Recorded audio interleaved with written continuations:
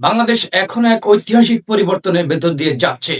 ত্রয়োদশ জাতীয় সংসদ নির্বাচনে বিপুল জনম্যান্ডেট নিয়ে রাষ্ট্র পরিচালনার দায়িত্ব গ্রহণের পর বিএনপির নেতৃত্বাধীন সরকার তাদের প্রথম 25 দিনে বেশ কিছু সাহসী ও স্মার্ট মুভ গ্রহণ করেছে। এই যাত্রার মূলে রয়েছে শহীদ রাষ্ট্রপতি জিয়াউর রহমানের উৎপাদনমুখী রাজনীতি এবং দেশনেত্রী বেগম জিয়ার আপসহীন সংগ্রামের আদর্শিক সেতুবন্ধন। বর্তমান রাষ্ট্রনায়ক তারেক রহমান এই উত্তরাধিকারকে ধারণ করে আধুনিক ও অন্তর্ভুক্তিমূলক বাংলাদেশ গড়ার যে প্রত্যয় ব্যক্ত করেছেন তা জনগণের মধ্যে যেমন আশা সঞ্চার করেছে, তেমনি কিছু ক্ষেত্রে বড় চ্যালেঞ্জ ও বিতর্কেরও জন্ম দিয়েছে। বাংলাদেশের মানুষের কাছে শহীদ রাষ্ট্রপতি জিয়াউর রহমানের পরিচয় ছিল একজন মাঠের মানুষ হিসেবে।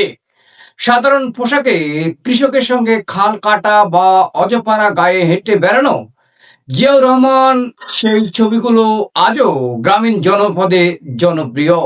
তারেক রহমান যখন প্রোটোকল ভেঙে সাধারণ মানুষের সঙ্গে মিশেছেন, তখন অবচেতনেই মানুষ তার মধ্যে জিয়াউর রহমানের সেই ছায়া খুঁজে পাচ্ছে।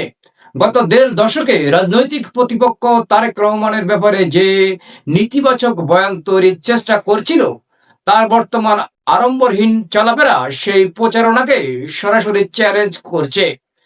বিদেশের বিলাসিতা ছেড়ে দেশে ফিরে এসে তৃণমূল মানুষের দুঃখ কষ্টের কথা শোনে এবং সাধারণ মানুষের তার সম্পর্কে জনমনে একটি নতুন ইতিবাচক উপলব্ধি তৈরি করেছে। মানুষ তাকে এখন একজন পরিণত এবং সংবেদনশীল রাষ্ট্রনায়ক হিসেবে দেখছে। সাধারণত বাংলাদেশের রাজনীতিতে শীর্ষ নেতাদের কাছে পৌঁছাতে হলে দীর্ঘ আমলাতান্ত্রিক বা দলীয় স্তরের বাধা পার হতে হয়। তারেক রহমান সরাসরি জনসম্পৃক্ততার মাধ্যমে এই দেয়াল ভেঙে দিয়েছেন। এর ফলে তৃণমূল প্রকৃত সমস্যাগুলো কোনো ফিল্টার ছাড়াই তার কাছে পৌঁছেছে। দলীয় নেতাকর্মীদের মধ্যে জবাবদিহি ভয় তৈরি হয়েছে। সাধারণ মানুষ মনে করছে সরকার তাদের কথা শুনছে, যা গণতান্ত্রিক ব্যবস্থা একটি বড় প্রাপ্তি।